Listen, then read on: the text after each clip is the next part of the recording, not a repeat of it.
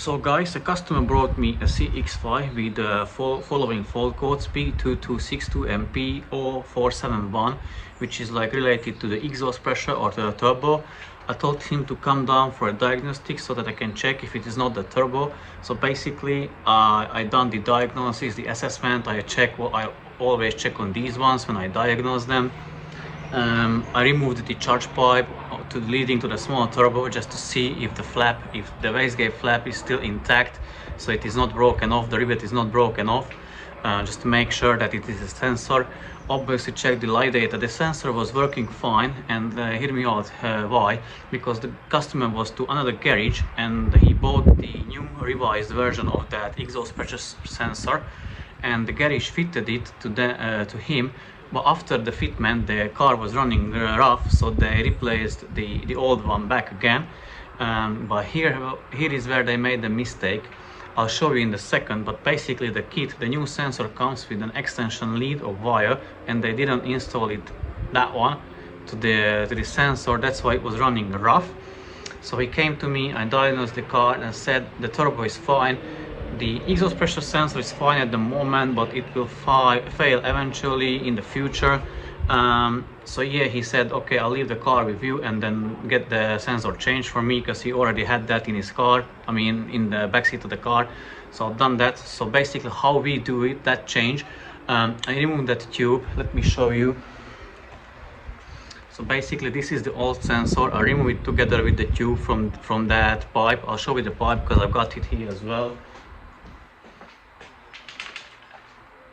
So basically this is the pipe and the tube, this is the tube and the pipe goes on the tube. So I removed this one with the sensor, and then how we clean it as well. So I put like a very thin copper wire down here and try to like move it up and down, so clean it. I'll show you which is here, basically this kind. So we wiggle it back and forth, and then I'll spray some carbon cleaner spray. I prefer the liquid moly, so I use this one with a nozzle, long nozzle. I spray it down there, leave it there like a couple of minutes to act, and then again use the copper wire and wiggle it back and forth to remove all the deposits I can. Then I connect back everything. So I connect back the old sensor. I just didn't put it on the metal pipe, but leave it back connected, start up the car so it is idling, and then I give it a gas and someone is holding a rag on top of that pipe because it will spray a lot of dirt out of it. So I rev the car till 3000. I repeat it, I don't know, 5-10 times so that it gets emptied, that pipe, and then I use my Mitivac, which is here. So basically I pull vacuum on the metal pipe, and if it doesn't hold vacuum, it means it's clean. Obviously, again, it is not 100%, but the best you can possibly do without removing this pipe. So yeah, that's how we do it. And now let me switch the camera and show you actually the car itself and what mistakes there were made.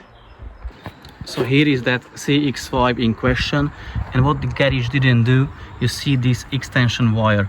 So it goes from the connector, one end of the connector, to the sensor. So basically, if you don't put it back, you can connect it together. So you just can connect the new sensor with the connector and it will fit. But you need this wire because I think the wiring is different somewhere. So yeah, you need to connect that back, and once then you start up the car, everything will be fine. So that was the only issue. And again, basically how I checked the turbo for him, I removed the battery, the intake box from here, and the charge pipe is this one, basically this plastic pipe. I got video on it, I don't know if you can see, probably not. Hello? So yeah, you can't really see it, but it's down there connecting or leading to the small turbo. You remove the pipe and then, oh, this loose, I connected back. So remove that pipe and then you can see the small turbo, and if the flap is just sitting inside the turbo housing and it is broken, that needs whole new turbo replacement. But obviously I'll take this one for test drive just to check everything is fine, monitor the live data, and then let the customer know that he can pick up the car. So basically this was successful and it didn't take too much unfortunately the previous garage didn't know what to look for or how to install those kind of sensors properly. I took the car for just a quick test drive to get the engine and everything up to operating temperature, and I'll do like a little bit of test after the repair. Obviously I've done it before, show the customer, the owner of the car, like what the values are. I only didn't, or I couldn't do the oil pressure test because it has to be done in at a certain Celsius or certain degree of temperature of the engine coolant and the engine oil, and he exceeded at the time because he drove like 50 minutes to me, so it exceeded. He had 85 degrees of Celsius, so it wasn't that correct if I would have done the test then. But I've done the test drive and got the car and everything up to temperature. So let me switch the camera and show you the values while I'm checking and tell you a bit more. And obviously, like the garage previously, when they replaced that sensor, didn't connect that while back, he said they told him that the car had rough idle, wasn't running good, so they switched back for the old sensor. I replaced it, it's no issues whatsoever. It starts up first time, no problem, nothing at all, so it is working. That was the problem, they didn't replace or didn't include that wire extension as well. But now let's finally switch that camera and show you the live data, what I'm looking at. So here is the live data for you. I included the RPM, so I don't have to like put the camera on the dashboard so that you can see what I'm doing. As you can see, the exhaust pressure, the number 4, the readings are above 100 kPa, so that's atmospheric pressure actually. 100, and I think it should be 104. I mean, the atmospheric pressure is 104 kPa, but it is good. Before it was reading a little bit below, like 90 something. It was like fluctuating between 95 and 100. That was still okay. Obviously it's bad when it gets down to 50s, but now it's okay. Previously he had it okay-ish because I guess the garage somewhat cleaned that old sensor. Anyways, let's get back to the topic what I wanted to talk about. So the engine temperature, the oil temperature and the coolant temperature should be between 70 and 80 degrees of Celsius. Then you should check the engine oil pressure. At idle you should have around 160 kPa. He's averaging it, but it's a bit fluctuating. So let me show the graph.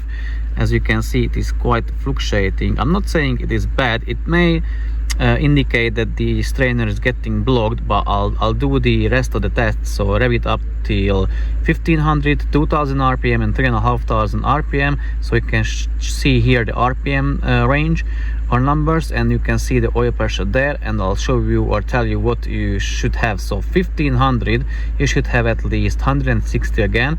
2000 you should be having 180 kPa, and 3500 you should have at least 360 kPa. So let me do the 1500 first, and I'm holding it steady, so nearly 1500, 170 average, 2000, 180 average, and let's do the 3500. Yeah, nearly 400 average. So to me it is looking good. The reason I've done the test because the owner asked me, obviously, and this is a part of the diagnosis, and also he's got only nearly 60,000 miles on the clock, and I always like recommend to get the washer changed. And I can see some slight marks of wetness on the top of the valve cover around the injector areas.